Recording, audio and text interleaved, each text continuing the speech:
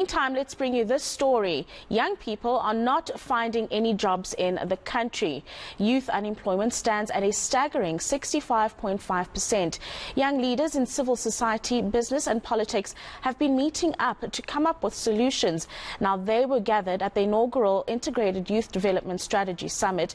Let's find out how that summit went with NYDA CEO Waseem Carrim. Thank you very much for joining us this morning. Talk us through some of the major discussion points that were raised by those in attendance at the summit. Yeah, thanks very much, and thanks for having me, and morning to the viewers as well. So I think just to give a little bit of context to the summit, in the sixth administration, the National Youth Policy 2030 was reviewed and approved by the Cabinet of South Africa.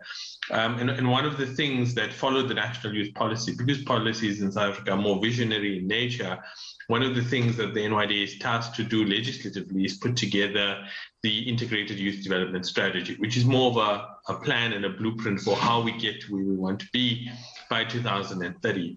And as you know, South Africa works as a consultative democracy, and young people were part of the process of developing both the policy and the strategy. But one of the things young people said is that, you know, often South Africa is accused of having really great policies on paper, but we make a lot of mess ups on implementation, you know.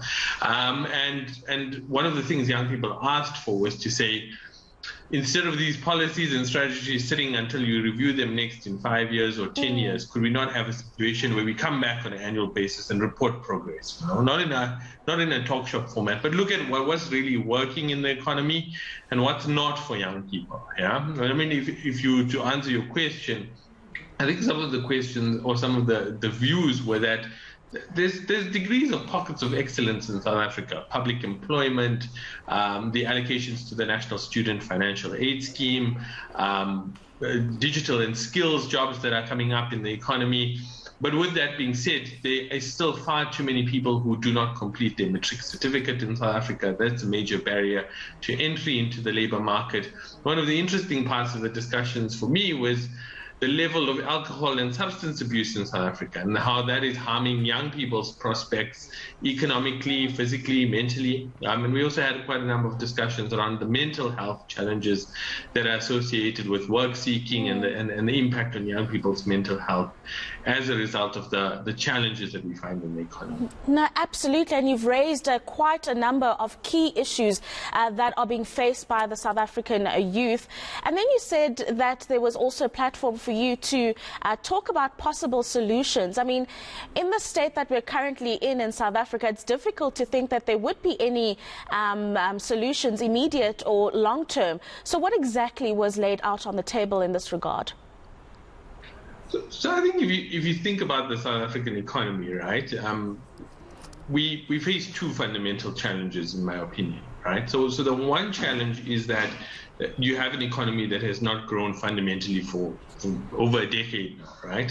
And structurally, there are many impediments to the economy. Now, through the presidency, Operation Vulindlela has been set up to tackle those structural issues. And I mean, they have really 5 priorities attached to them. 1 is energy security, 2 is securing our water supply, 3 is improving digitization of businesses, looking at things like e-visa regimes. So if you look at Vulindlela, they released their progress report earlier this month, and you'll see that there has been progress on some things. The 2 issues that are really holding the economy back is the energy crisis, as well as our railways and our ports, you know, and that's having a massive impact. But there has been successes. The release of spectrum, for one, which will bring down the cost of data, which has an impact on a young person on the ground, right?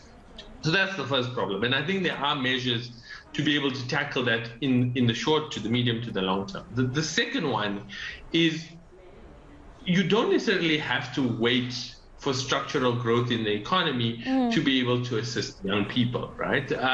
Where the market is not necessarily creating opportunities for young people, there are other solutions to that, right? Public employment schemes, for one.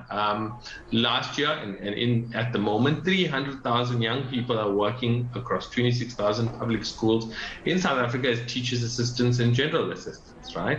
Now, we can argue that those are short-term jobs, but those young people earn at national minimum wage. They spend that that money, they benefit local businesses. And a lot of our conversations was, how do we get that number up? Yeah. Because 300,000 against 7 million unemployed young people is fairly low. But I can tell you that there's no shortage of work to be done in South Africa. If we can be innovative about funding, and one of the ideas around the IYDs was to invite the private sector, was to invite local and international philanthropic organizations to say, youth development does need more funding in South Africa. Young people want to work, and how do we raise the money to be able to support young people's hopes and their dreams and their aspirations? Yeah. So I don't think we should ever feel hopeless about the situation that we're in.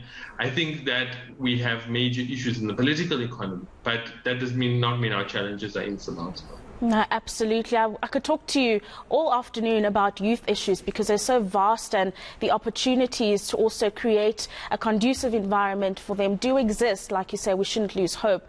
It's just that there are a lot of impediments that do exist as well. NYDA CEO Waseem Carrim, thank you very much for your time this morning.